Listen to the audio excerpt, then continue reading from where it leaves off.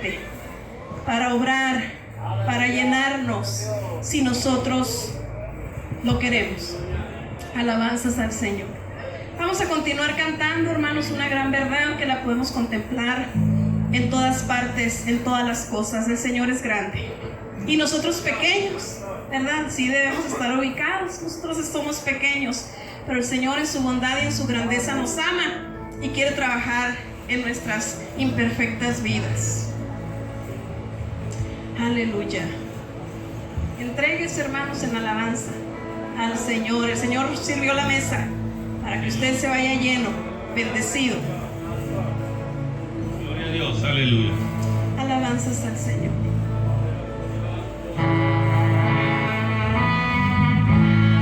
Gloria a Dios. Aquí está tu presencia, Señor, más que dispuesta para tocar, para transformar, para libertar, para cambiar, para sanar. Tú lo has hecho muchas veces, Señor, y lo quieres hacer hoy. Gracias, Señor, porque no estamos solos, porque tú estás con nosotros, y aunque haya lucha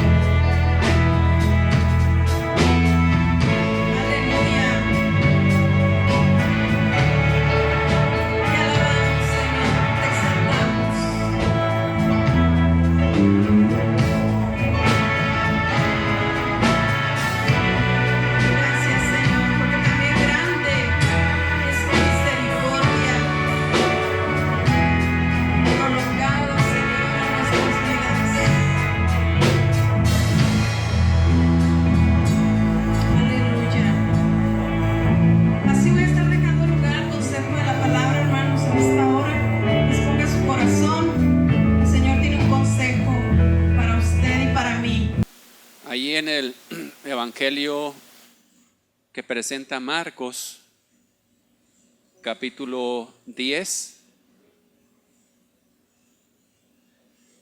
Marcos 10, versículos 17 en adelante. Marcos 10, 17 en adelante, aunque no voy a usar todo el pasaje, pero es bueno que leamos la mayor parte de esa porción. ¿Ya localizaron esa cita, hermanos? ¿Sí? Lucas 10, 17, vamos a leer hasta el 27. 17 al 27. Gloria a Dios. Dice la palabra: al salir él para seguir su camino, esto se refiere al Señor Jesucristo, vino uno corriendo e hincando la rodilla delante de él, le preguntó: Maestro bueno, ¿qué haré para heredar la vida eterna? Jesús le dijo: ¿por qué me llamas bueno? Ninguno hay bueno sino solo Dios, solo uno, Dios. Los mandamientos sabes: no adulteres, no mates, no hurtes, no digas falso testimonio, no defraudes, honra a tu padre y a tu madre. Él entonces respondiendo le dijo: Maestro, todo esto lo he guardado desde mi juventud. Entonces Jesús, mirándole, le amó y le dijo: una cosa te falta, anda, vende todo lo que tienes y dalo a los pobres, y tendrás tesoro en el cielo. Y ven, sígueme, tomando tu cruz. Pero él, afligido por esta palabra, se fue triste, porque tenía muchas posesiones. Entonces Jesús, mirando alrededor, dijo a sus discípulos: cuán difícilmente entrarán en el reino de Dios los que tienen riquezas. Los discípulos se asombraron de sus palabras, pero Jesús, respondiendo, volvió a decirles: hijos, cuán difícil le es entrar en el reino de Dios a los que confían en las riquezas. Más fácil es pasar un camello por el ojo de una aguja que entrar un rico en el reino de Dios. Ellos se asombraron aún más, diciendo entre sí: ¿quién pues podrá ser salvo? Entonces Jesús, mirándolos, dijo: para los hombres es imposible, mas para Dios no, porque todas las cosas son posibles para Dios. Hasta ahí, amados hermanos. Gloria a Dios. Siéntese, por favor, hermanos.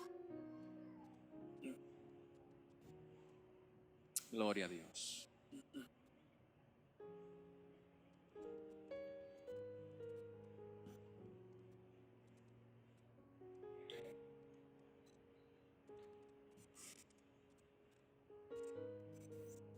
Amén. Así sentados, hermanos, le voy a pedir que inclinen su rostro ahí en su lugar, y vamos a hacer una oración, hermanos, para ponernos en sus manos. Padre, te damos muchas gracias, Señor, por la bendición que nos das de estar una vez más aquí en tu casa. Desde ya estamos aprovechando bien el tiempo. Las palabras que hemos cantado en esta tarde han sido de provecho para nosotros, y nuestro espíritu se ha deleitado, Señor, en estas palabras.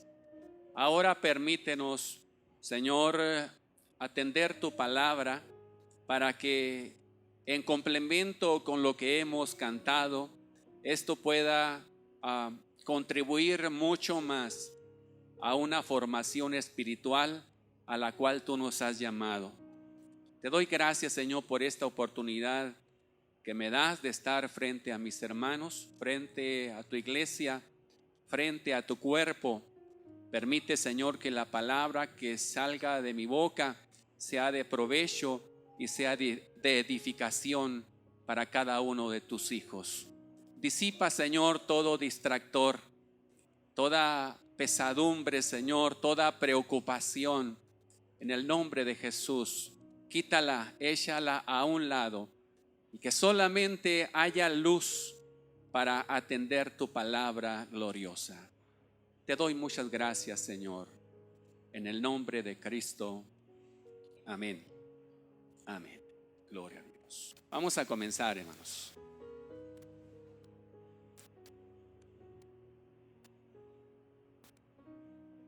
Puedo ver en este pasaje, hermanos, que ya cada uno de ustedes lo pudieron leer juntamente conmigo, un acontecimiento sumamente extraordinario, como siempre lo es cuando vamos a la palabra del Señor.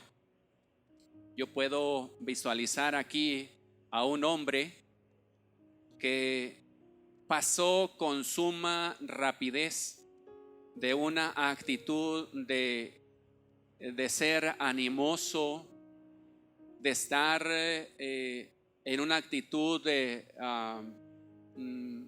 prontitud, estar en una actitud receptiva, acercándose al Señor. Puedo mencionar algunos detalles. Por ejemplo, dice que Jesús ya estaba a punto de tomar camino cuando este hombre, dice, corriendo llegó hasta la presencia del Señor. Quiere decir que estaba acercándose al Señor con diligencia, con prontitud. Llegó corriendo. También puedo encontrar en él que se dirigió al Señor de una manera respetuosa, porque dice hincando la rodilla, y esto era una señal de respeto ante aquel con el cual estaba dialogando.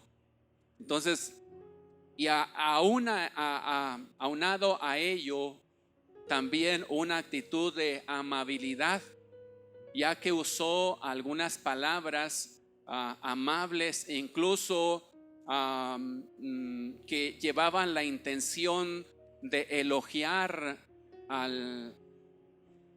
a Jesús. En ese momento se dirigió a él con esas palabras diciéndole maestro bueno.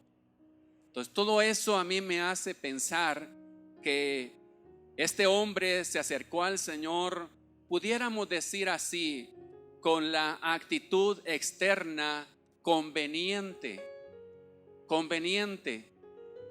Pero también, hermanos, después de que tuvo este diálogo con el Señor, yo veo más adelante un versículo en el cual dice, él tomó una actitud muy diferente de ser diligente, de estar receptivo, de estar abierto, y dice ahí, se retiró afligido y triste. Entonces a mí me sorprende mucho el cambio tan radical que tomó este hombre, y me surgen algunas interrogantes en mi interior por ver esta actitud muy drástica de este varón, de este joven.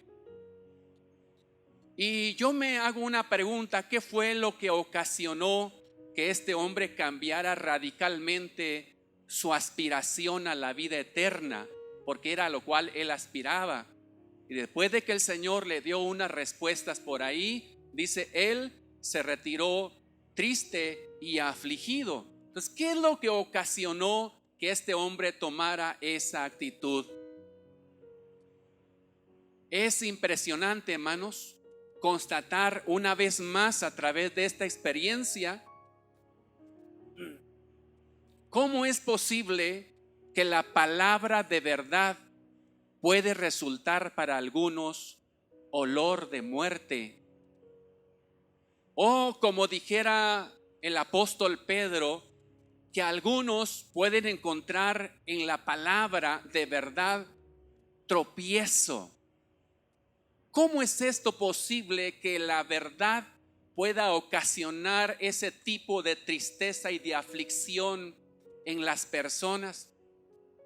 Pues una vez más vemos esa realidad claramente ilustrada aquí en esta experiencia.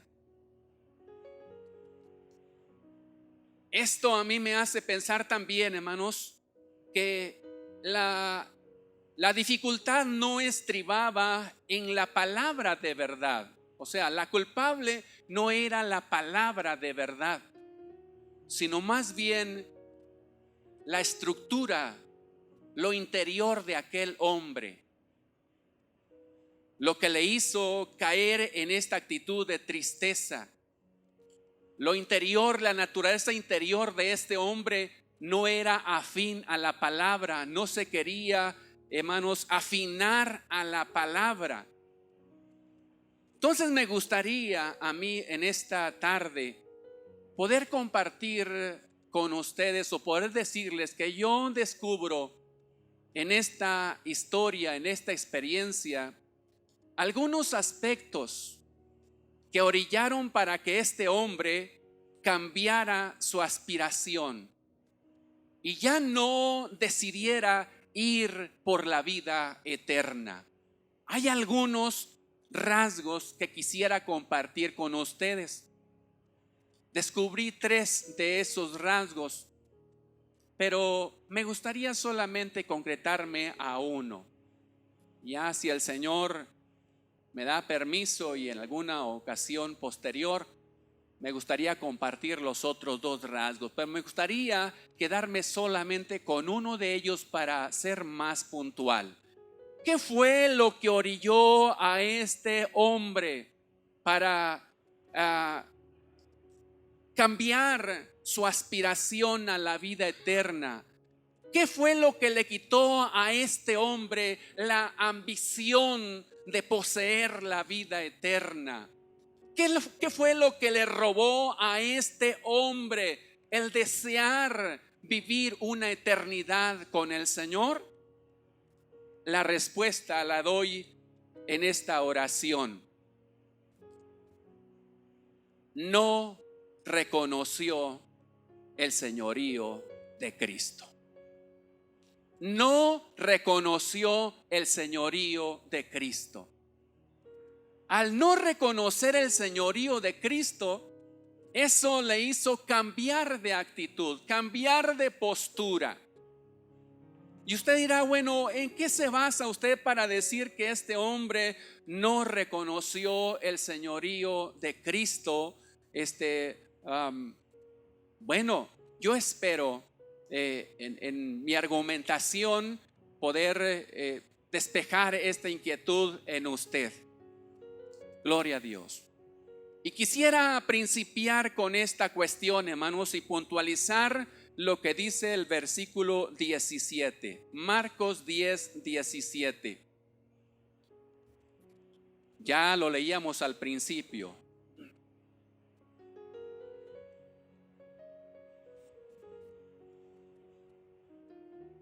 Gloria a Dios. Vamos a ver si funciona esto. El versículo 17 dice: al salir él para seguir su camino, vino uno corriendo e hincando la rodilla delante de él, le preguntó. Y aquí está una cuestión que me llamó mucho la atención. Le dijo al Señor: Maestro bueno, ¿qué haré para heredar la vida eterna? La palabra con la cual él se dirigió al Señor Jesucristo fue con una palabra. Se dirigió a él como maestro. Maestro. Esto pudiera pasar inadvertido.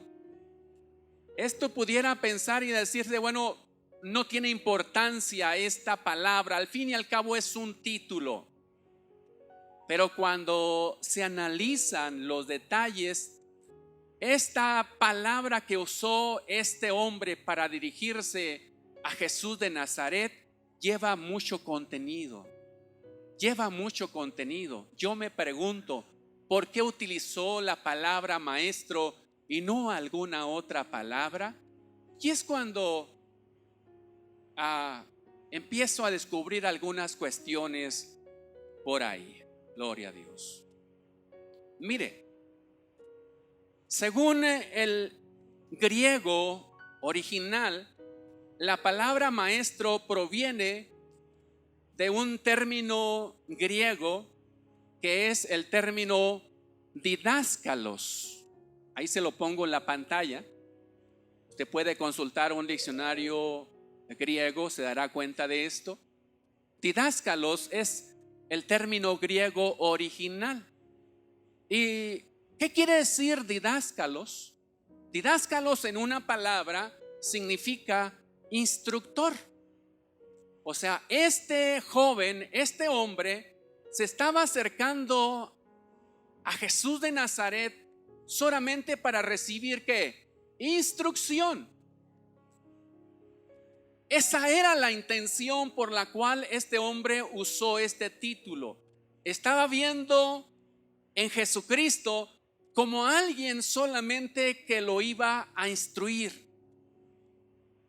Instruir.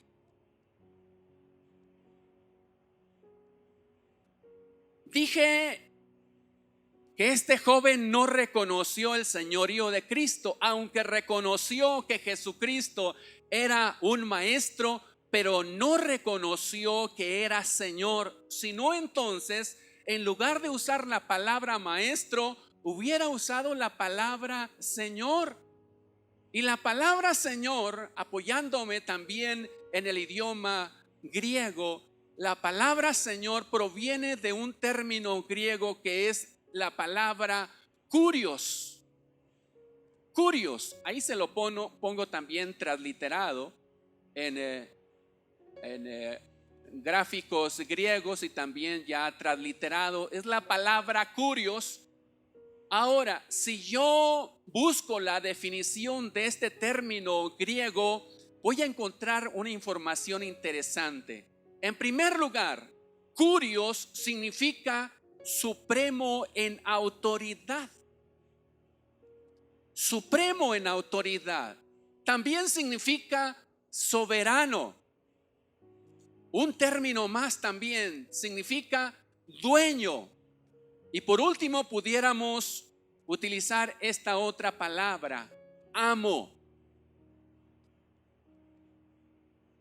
En esta diapositiva puedo entonces ver claramente la diferencia de usar un término o el otro. No es lo mismo acercarme a Jesús de Nazaret reconociendo su capacidad de enseñar como maestro, o acercarme a Él como Señor, como aquel que es el soberano, como aquel que es dueño, como aquel que es amo. Esto me arroja suficiente información para decir, ahora entiendo por qué este hombre, después de recibir la palabra de verdad, la instrucción, se retiró triste, se retiró afligido, porque no reconoció el señorío de Cristo, solamente estaba reconociendo su capacidad de instruirle y de informarle. Y yo quiero decirle a usted que el hecho de conocer y de saber la verdad no garantiza que usted va a recibir la salvación y va a heredar la vida eterna. Hay muchos conocedores de la verdad que estarán en el infierno porque no reconocieron en Jesucristo el señorío. No supieron que Jesucristo era Señor de sus vidas. Y cada vez que se acercaban al Señor, no se acercaban con la intención de tener una experiencia con Cristo, de que algo sucediera en su interior, que una revolución sucediera en su naturaleza interna. Solamente esperaban que algo en su mente fuera despejada, que una idea cobrara importancia en esa vida. Por eso digo, el acercarme delante del Señor como maestro no es suficiente. Yo debo de reconocer en el Señor que es precisamente eso, es el Señor. Es aquel que tiene autoridad sobre mi vida. Es aquel que está sobre mi vida. Que no hay nada más importante en mí que Él. Cuando yo me acerco con esa actitud, nunca, jamás me retiraré de su presencia acongojado, afligido, triste, decepcionado. No, al contrario, yo me retiraré o seguiré en la vida más contento todavía, porque he corroborado esa relación que tengo con el Señor, una relación de Señor hacia mi persona. Es muy diferente, entiéndalo por favor. Muchos confunden esta cuestión. Piensan que el hecho de recibir la verdad o de conocer algo ya tiene garantizada la vida eterna. No, sí, ciertamente es importante conocer la verdad. Después de recibir al Señor como maestro, indudablemente el siguiente paso es recibirle como el Señor de mi vida. Si es así, usted va por buen camino, yo voy por buen camino. Entonces eso me hace pensar que este hombre no se acercó reconociendo el señorío de Cristo, y en eso hay un grave peligro. Un grave peligro. No sé cuántos de los que estamos aquí, su intención primera sea venir a conocer una verdad de la palabra del Señor. Bueno, de entrada, qué bueno que tiene esa inquietud, pero desde ya le digo, no es suficiente. Usted podrá recibir esta verdad, podrá entender esta verdad,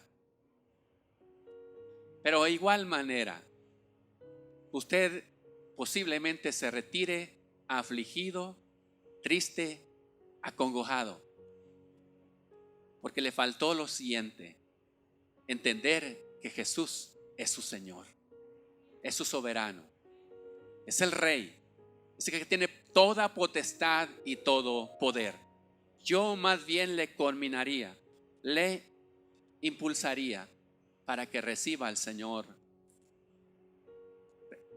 como eso precisamente, como su Señor. Mire, me gustaría puntualizar algunos textos de la palabra del Señor para traer más información y poderle motivar a usted para que vaya más allá de recibirlo como maestro. Hubo otros personajes también aparte de este joven que se acercaron a Jesús de Nazaret con esta intención solamente como maestro.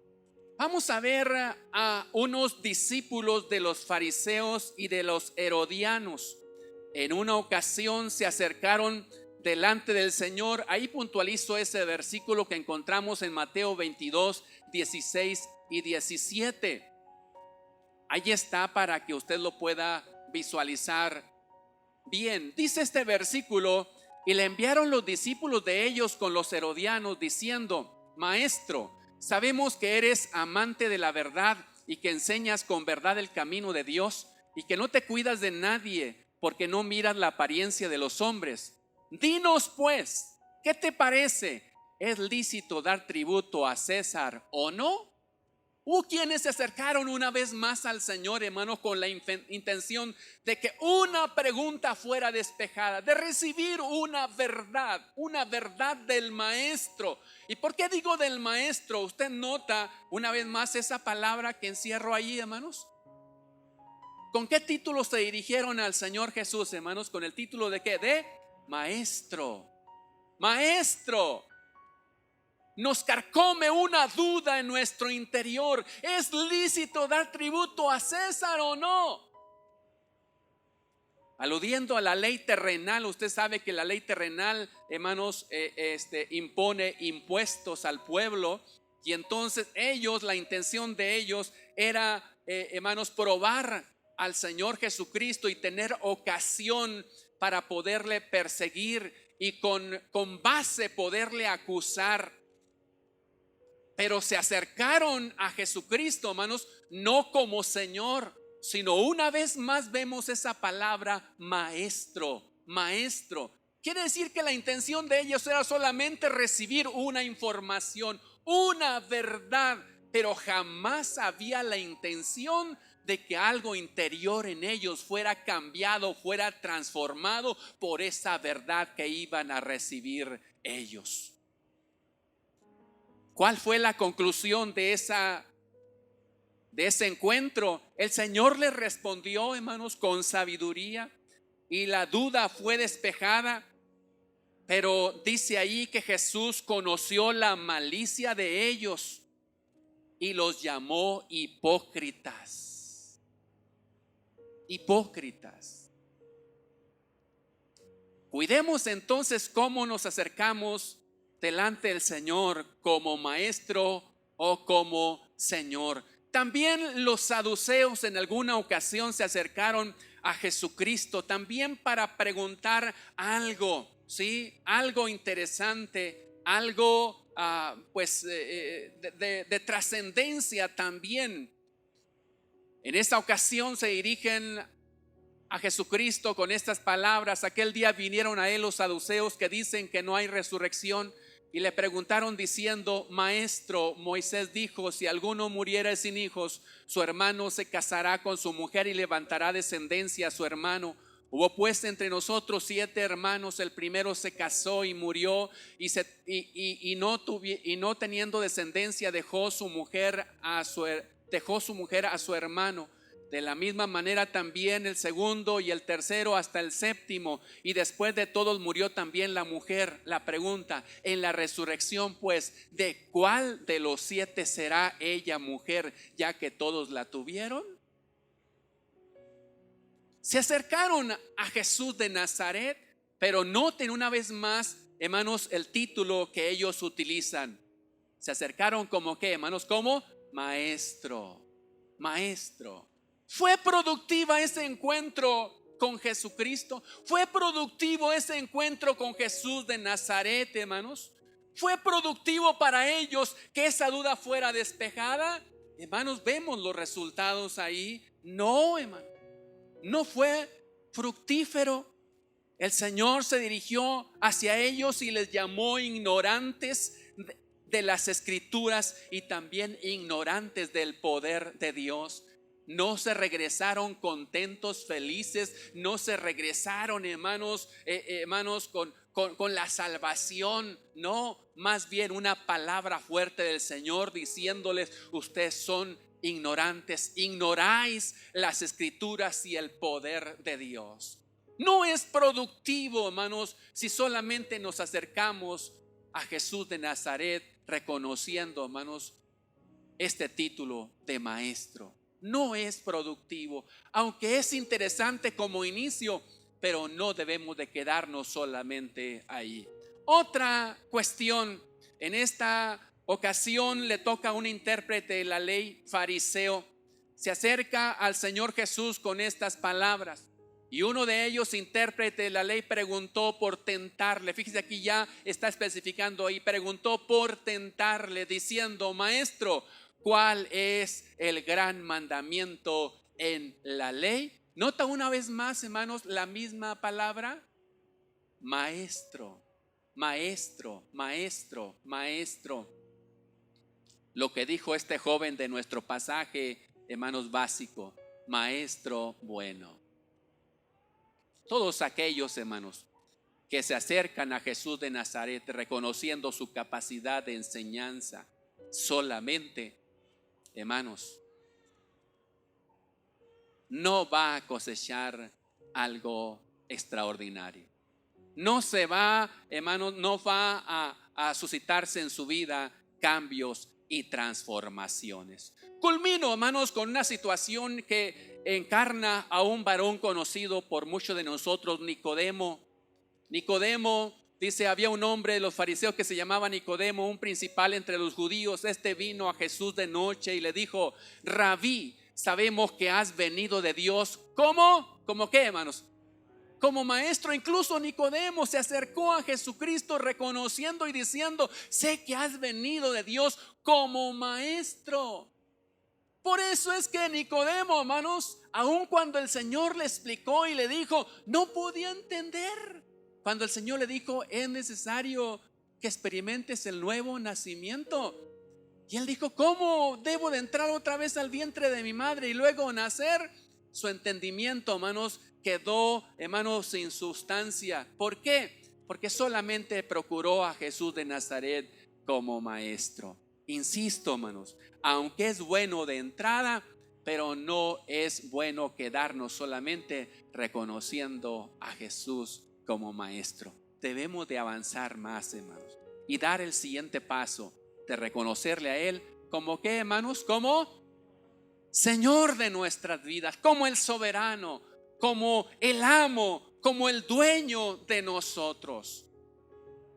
Quiero compartir con ustedes otros versículos que enfatizan precisamente ese aspecto como condicionante para poder experimentar la salvación y por ende heredar la vida eterna. Dice Hechos 2:21: y todo aquel que invocare el nombre ¿de quién, hermanos?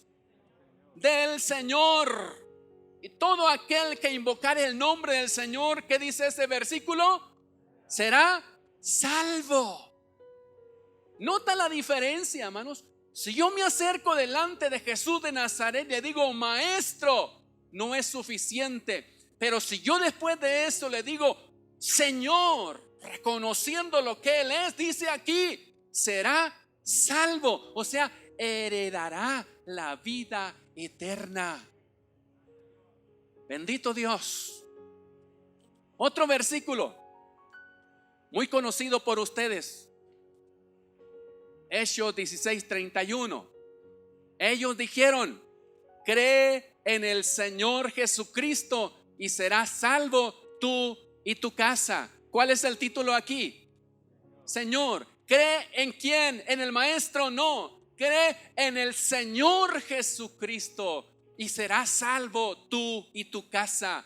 Es diferente el acercarnos reconociendo su capacidad de enseñanza a reconocer su señorío. Otro versículo, Romanos 10:9, también muy usado: que si confesares con tu boca que Jesús es el que, hermanos, es el Señor, y creyeres en tu corazón que Dios le levantó de los muertos, serás que salvo. ¿Notan la asociación directa que hay entre el título Señor y lo que es salvación, hermanos? Si realmente aspiramos a vivir una eternidad con el Señor, reconozcamos que Él es el Señor, que Él es el dueño de mi vida, que Él es el amo, que no hay nada, hermanos, que esté más alto y más centrado en mi vida que el Señor Jesús. Eso sí es garantía de salvación, no lo otro. Hechos 2:36. Aquí Pedro en su primer predicación deja muy claro a todo Israel y a todos los habitantes de Jerusalén con estas palabras: sepa pues certísimamente toda la casa de Israel que a este Jesús a quien vosotros crucificasteis, Dios le ha hecho Señor y Cristo. Dios le ha hecho Señor. Por lo tanto, cada uno de nosotros debemos de reconocerlo así. Pudiera yo decirles a todos ustedes, deben de saber ciertamente esto: Dios ha hecho a Jesús Señor y Salvador de cada uno de nosotros. Debo de acercarme a Él con esta actitud, reconociendo su señorío. A diferencia de Nicodemo, vamos a ver a Zaqueo, también alguien muy conocido. Después de que tuvo un encuentro con el Señor Jesucristo, dice este versículo de Lucas 19:8: entonces Zaqueo, puesto en pie, dijo: Maestro. No, ¿verdad? ¿Cómo dijo? Dijo al Señor: he aquí, Señor. No dijo: he aquí, Maestro. Dijo: Señor, la mitad de mis bienes doy a los pobres. Y ahí más cosas dijo este hombre Zaqueo. ¿Y cuál fue el resultado de ese encuentro? El Señor Jesucristo, ¿sí?, dijo estas palabras hablando de Zaqueo: hoy ha venido la salvación a esta casa. Hoy ha venido la salvación a esta casa, porque Zaqueo, hermanos, reconoció el señorío de Jesucristo. Y él sabía que nadie más debería de ubicar o tener el centro de su vida más que el Señor. Y él tenía poder sobre su vida. Él tenía autoridad sobre su vida. Para Zaqueo eran otros los intereses antes de tener un encuentro con el Señor. Pero cuando reconoció su señorío, dijo: ahora tú tienes toda autoridad, todo dominio. Y como una muestra dice esto, reconociendo el señorío de Cristo. Ve cuán diferente es lo uno que lo otro. Porque el joven se acercó con mucho entusiasmo y se retiró con mucha tristeza, porque no reconoció en Jesús que era Señor. No reconoció el señorío de Jesucristo. Aleluya. Mire, hay un versículo que me llama mucho la atención y que aparece doblemente la palabra Señor, y que si nos hemos acercado delante de Jesús reconociendo su señorío, entonces Él pide que esto sea una realidad. Por eso lo hace con estas palabras: ¿por qué me llamáis Señor, Señor, y no hacéis lo que yo digo? En otras palabras, está ahí diciendo que si lo aceptamos a Él como Señor, ¿qué es lo que tenemos que hacer, hermanos? Lo que Él dice. ¿Está de acuerdo conmigo, hermanos?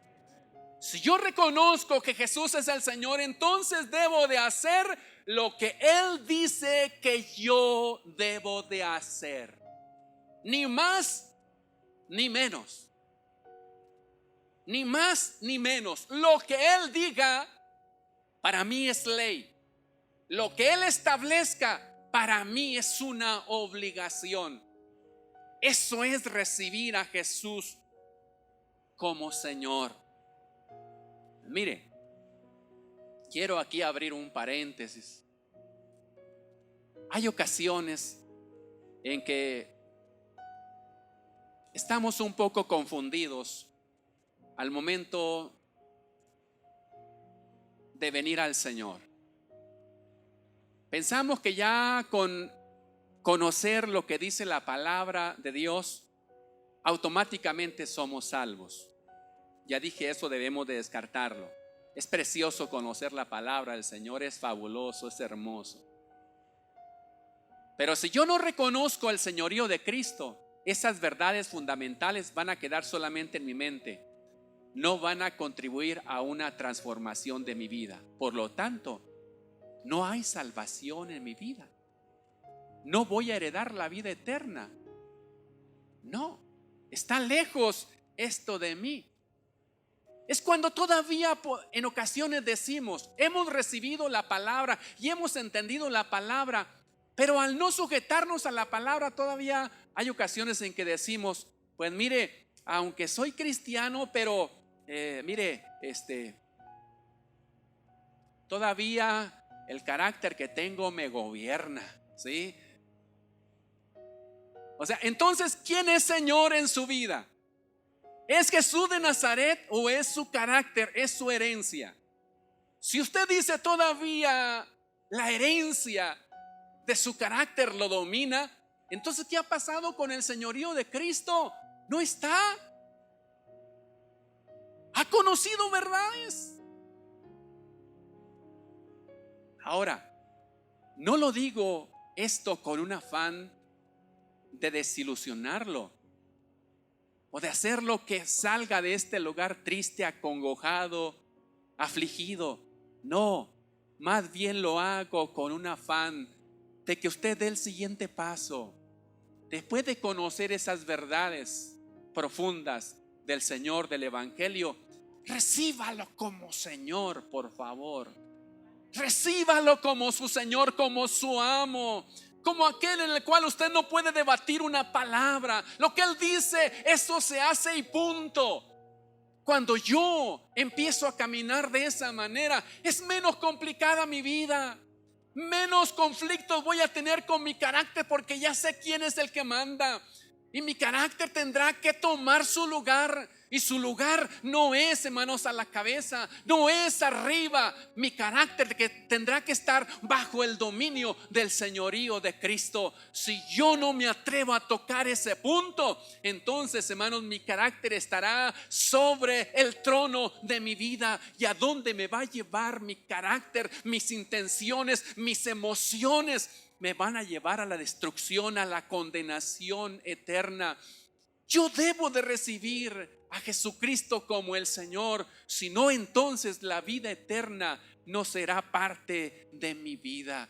Le animo, le desafío, le insto, reciba a Jesús como Señor y no tan solamente como Maestro.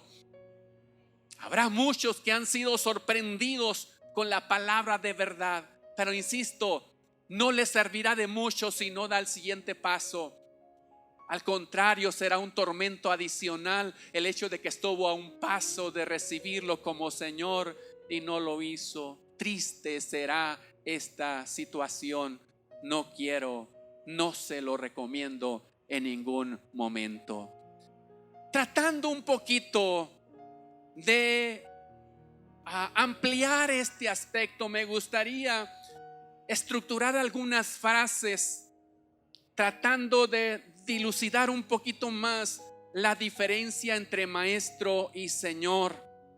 Quiero hacerlo con esta docena de frases que traté de estructurar ahí, con la finalidad de que quede un poquito más claro qué es recibir al Señor como maestro y qué es recibir al Señor como tal, como Señor. Mire, un maestro trata con la mente. Un Señor domina la voluntad.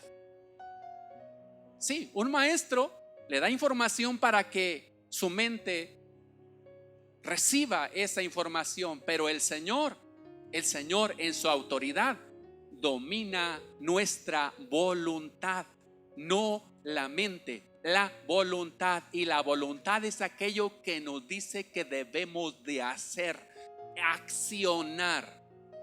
Un maestro aporta conocimientos, un Señor exige acciones. Es muy diferente.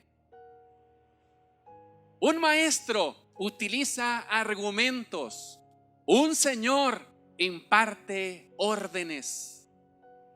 Un maestro depende de su capacidad, un Señor demuestra su autoridad.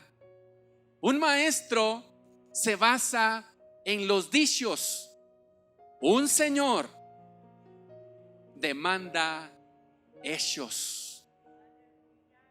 Un maestro trabaja desde afuera, un Señor acciona desde adentro. A un maestro se le escucha. A un señor, ¿qué dice ahí, hermanos? Se le obedece. A un maestro se le respeta. A un señor se le teme. Se le teme. A un maestro se le admira. A un señor se le adora. Un maestro convence. Un señor impone. Un maestro persuade. Un señor obliga. Un maestro informa. Un señor, ¿qué dice ahí, hermanos? Un señor transforma. Quise culminar con esta frase. ¿Qué prefiere usted, ser un hombre o una mujer bien informada con verdades espirituales, o ser un hombre o una mujer transformada por las verdades espirituales?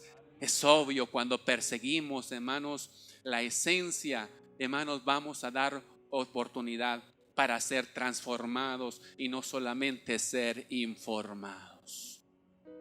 Bendito Dios. Pero, hermanos, quiero aclarar también este aspecto. Aún con todo esto puedo decirle esto que también es verdad. El Señor, a pesar de que es Señor, no es arbitrario. Quiero que se comprenda bien esto. Él es Señor, pero en ese señorío no es arbitrario. En lo que nos pide que hagamos es porque nos conviene a nosotros hacerlo.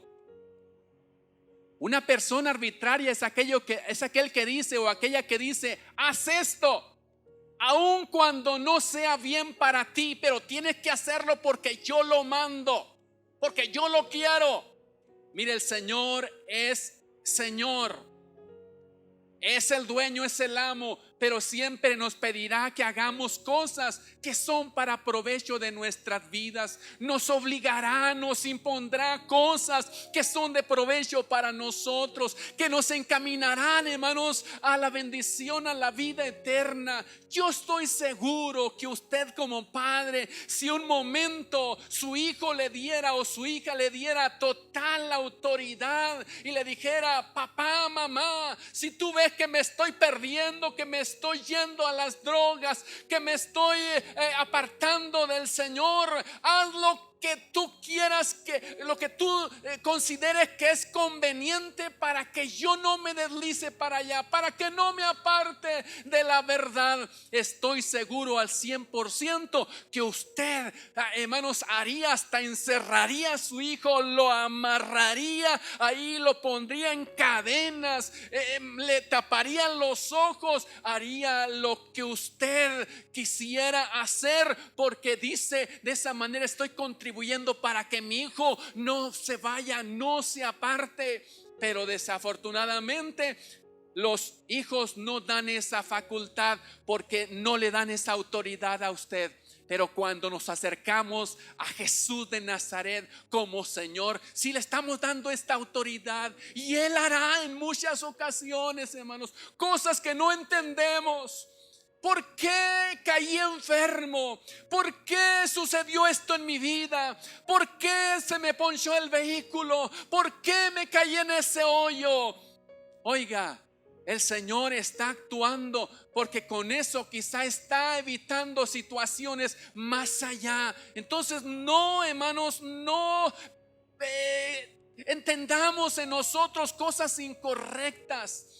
Más bien, hermanos, si hemos puesto nuestra vida en las manos del Señor, no nos queda otra cosa más que avanzar, entendiendo que Él es el Señor y soberano sobre nuestras vidas. Y lo que Él dice que debemos de hacer, lo hagamos, y no será para perjuicio de nosotros, sino para bendición de nuestras vidas.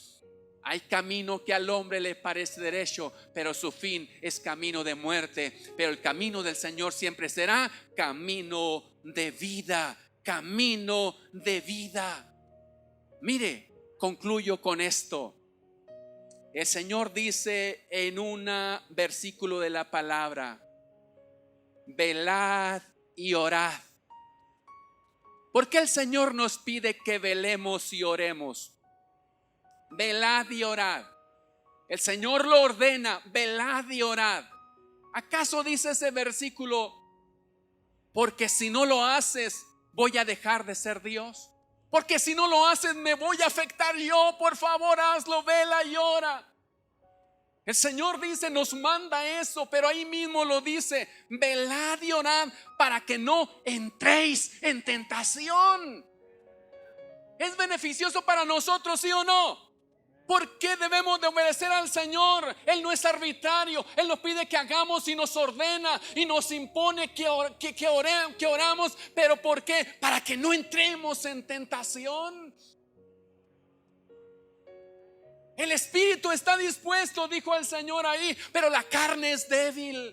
Cuando yo no velo ni oro, ¿sabe qué es lo que estoy haciendo?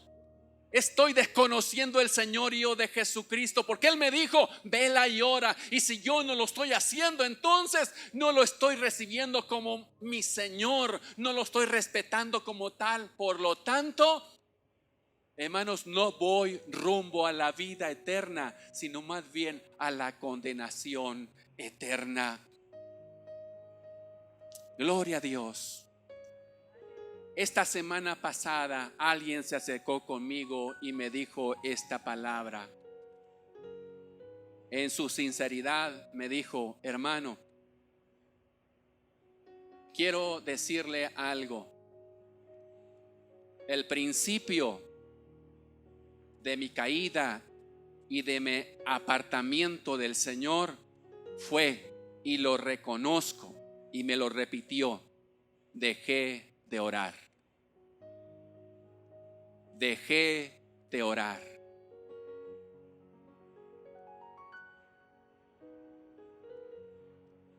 Porque dejar de orar implica desconocer el señorío de Cristo. Y desconocer el señorío de Cristo es congoja, es tristeza, es aflicción, es desesperanza, es condenación. Y lo otro, respetar el señorío de Cristo, es vida eterna. Amados hermanos, concluyo haciendo una pregunta a usted que también me la hago a mí. ¿He recibido a Jesús de Nazaret como mi maestro o como mi Señor? Hágase esta pregunta allí en su interior, y en ese fuero interior dese una respuesta también. ¿Jesús de Nazaret es su maestro o es su Señor? ¿Es su maestro o es su Señor? Gloria a Dios.